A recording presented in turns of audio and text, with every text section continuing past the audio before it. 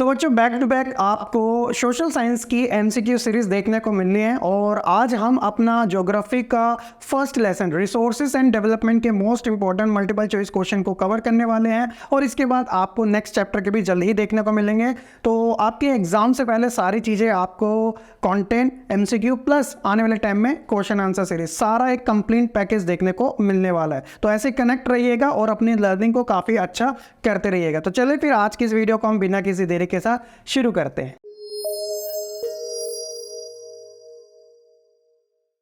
First question है coal, iron और petroleum, diesel etc are the examples of are called the dash. क्या वो biotic है या फिर अबायोटिक है, रिन्यूएबल है या फिर नॉन रिन्यूएबल है। अगर आपने ध्यान से देखा होगा तो ये वो सारे के सारे रिसोर्सेज है जिनका कंजप्शन अगर एक बार हो जाए तो इन्हें दोबारा से बनने में यानी कि रिन्यू होने में मिलियंस ऑफ ईयर लग जाते हैं। तो जब ऐसे रिसोर्सेज की बात आते हैं तो वो नॉन रिन्यूएबल कहलाए जाते हैं। ऑप्शन नंबर डी इसका एग्जैक्ट आंसर है। नेक्स्ट क्वेश्चन है on the basis of origin resources can be classified as dash and dash. तो on the basis of origin तो ये टू टाइप्स के होता है, एक होता है बायोटिक, दूसरा होता है अबायोटिक। बेसिकली बायोटिक में हम लिविंग थिंग्स और अबायोटिक में हम नॉन लिविंग थिंग्स के बारे में बात करते हैं, जैसे फ्लोरा, फौना, ह्यूमन बींग्स, ये सारे लिविंग थिंग्स में काउंट होते हैं अबायोटिक में, और मिनरल्स, रॉक्स हो गया, ये सारे नॉन बायोटिक में यानी कि अबायोटिक आप कह सकते हो। तो ऑप्शन नंबर ए इसका बड़ा सिंपल सा आंसर हो जाता है। नेक्स्ट है कि on the basis of status of development resources can be classified as dash, potential, developed stock, reserves या फिर ऑल ऑफ द अबव। तो ये चारों टाइप के होते हैं, first, second, third and fourth. तो इसी वजह से ऑल ऑफ द अबव इसका करेक्ट आंसर है। अगला क्वेश्चन है कि which of the following terms is used to identify the old and new alluvial respectively. तो अगर आपने लेसन को थोड़ा ध्यान से समझा तो उसके अंदर आप एक चीज देखते हो, बांगर एंड खादर। तो ये ही इसका बिल्कुल राइट आंसर है, option number C. Question number 5 है बच्चों, which one of the following soil is the best for cotton cultivation.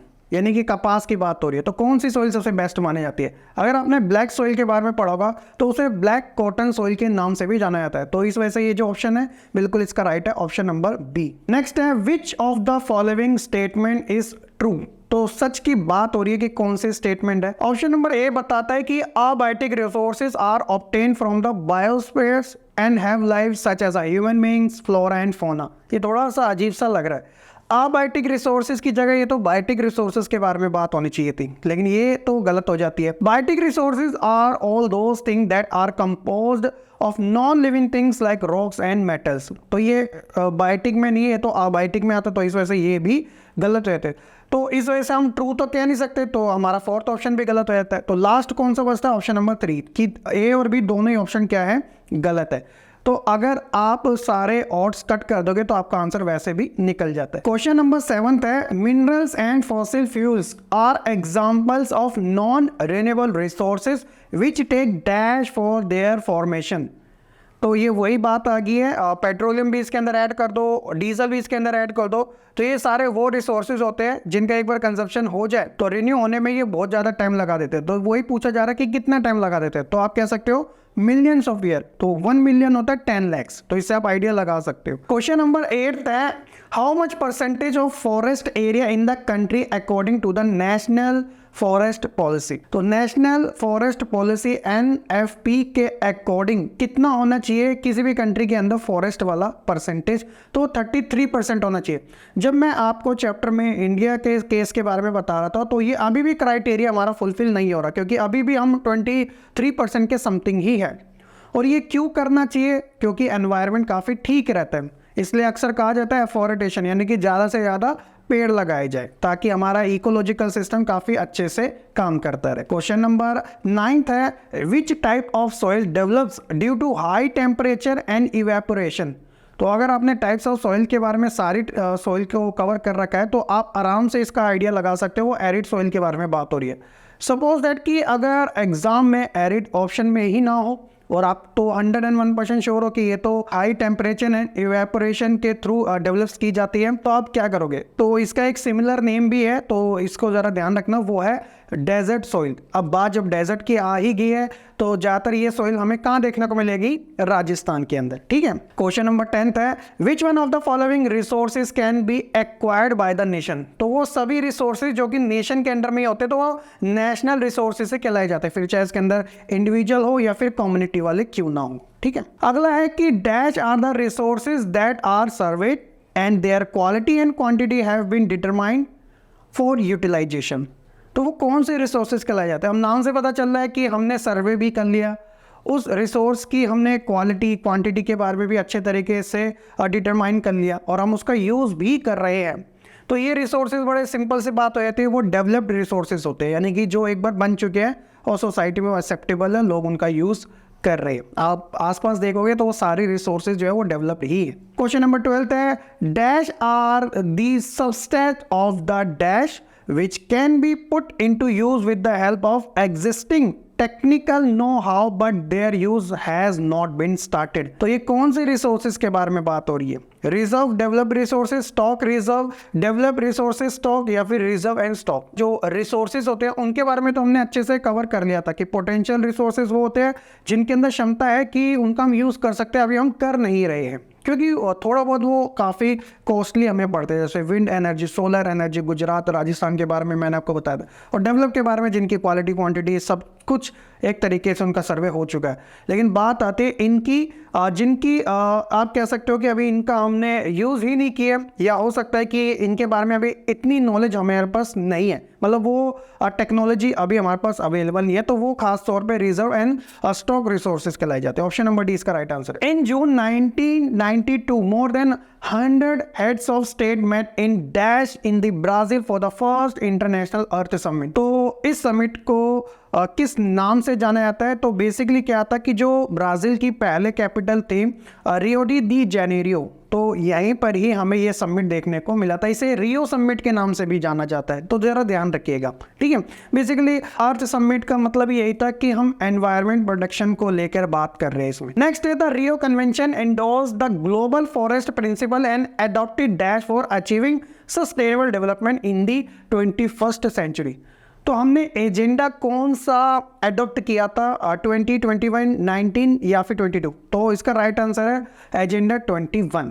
तो ये एक प्रकार का डिक्लेरेशन था जिसमें 100 से ज़्यादा कंट्री ने इसमें साइन किए थे, जिसमें हमने बात करी थी सस्टेनेबल डेवलपमेंट के कॉन्सेप्ट को अचीव करने की, ताकि हम आने वाली जनरेशन के लिए जो रिसोर्सेज है उनको छोड़ तो सके, कहीं के लिए वो सारी चीज़ें हिस्ट्री ना बन के रह जाए, सिर्फ वो किताबों में पढ़े, एक्चुअल में उनको यूज़ ही ना कर पाए। ठीक है, which of the following is the main cause of land degradation in Madhya Pradesh. तो मध्य प्रदेश के अंदर हमने जब पढ़ा था तो उसके अंदर एक चीज़ आई थी डिफॉरेस्टेशन, क्योंकि वहाँ पे बहुत सारे पेड़ों को काटा गया था। तो ये ज्यादातर बात हो रही है डिफॉरेस्टेशन की। ऑप्शन नंबर सी मध्य प्रदेश के अंदर खास तौर पे। क्वेश्चन नंबर 16 है which one of the following statement refer to sustainable development. अब सस्टेनेबल डेवलपमेंट आखिरकार होता है क्या, अगर आप ये अच्छे तरीके से समझ जाओ तो फिर क्वेश्चन भी आपका काफी इजी हो जाता है। सस्टेनेबल डेवलपमेंट बेसिकली यही होता है कि अक्सर कहा जाता है कि हमारे को ये जो एक तरीके से आप कह सकते हो जो अर्थ मिला है, यानी कि जो हमें ये लाइफ मिली है ना, तो हमारे जो फोर फादर्स थे, जो हमारे पूर्वज थे,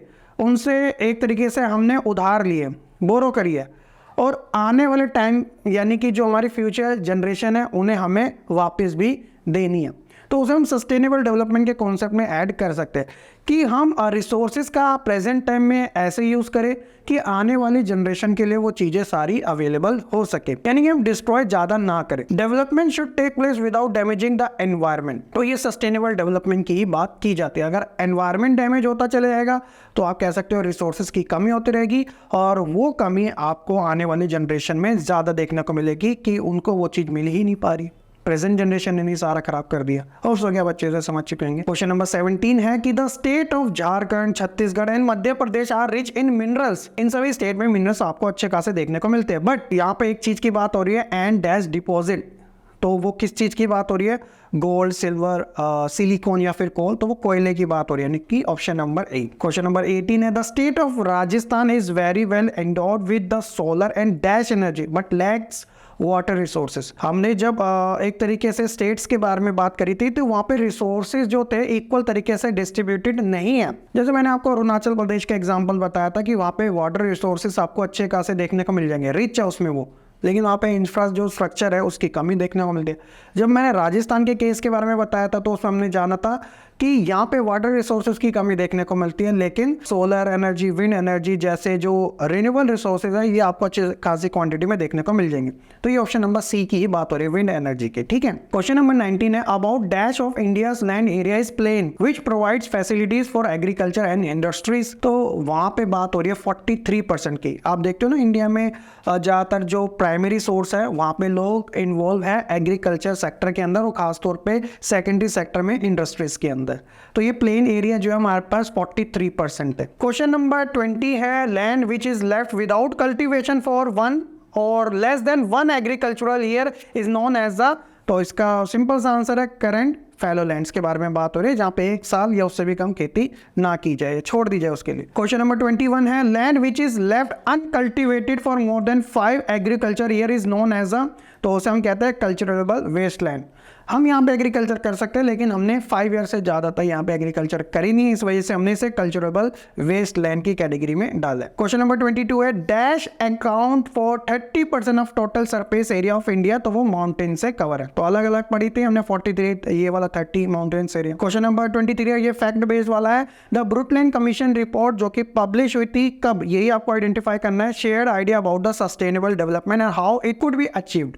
तो वो 1987 की बात है। तो इफेक्ट वाले क्वेश्चन बिल्कुल भी आपको भूलने नहीं चाहिए, क्योंकि अगर ये भूल गए तो कहीं ना कहीं गलती हो जाती है कि यार बड़े कम चांस रहता है कि तुक्का लग जाए तो अच्छी बात है, अदरवाइज तो गलत ही हो जाता है। क्वेश्चन नंबर 24 है हमारा second last. The pattern of the nets on area vary greatly from the one state to another, it is over 80% of the total area in dash.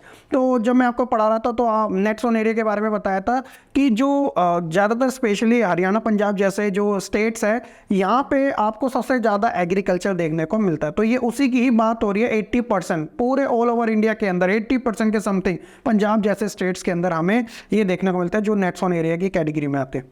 और लास्ट क्वेश्चन है कि dash was the famous Indian freedom fighter who made an important observation about resource conservation. तो वो क्या था कि there is enough for everybody's need and not for anybody greeds. तो ये किनका कोट था? तो वो था हमारे फादर ऑफ नेशन आप कह सकते हो, Mahatma Gandhi ji. Option number A जो है इसका राइट आंसर है। तो ये थे बच्चों हमारे टॉप 25 क्वेश्चन। मैंने 20 से ज़्यादा रख दिए क्योंकि ये लेसन के अंदर इंपॉर्टेंट क्वेश्चन बहुत सारे हैं, तो इन सभी को आपको अच्छे से कवर कर लेना है। बाकी हम मिलेंगे अपनी नेक्स्ट वीडियो में। कैसी लगी ये वीडियो कमेंट सेक्शन में ज़रूर बताइएगा और लाइक कमेंट शेयर करने के साथ चैनल को सब्सक्राइब करना बिल्कुल ना भूलेगा। मिलते हैं नेक्स्ट वीडियो में, तब तक के लिए खुश रहे, पढ़ते रहे और ऐसे ही आगे बढ़ते रहे।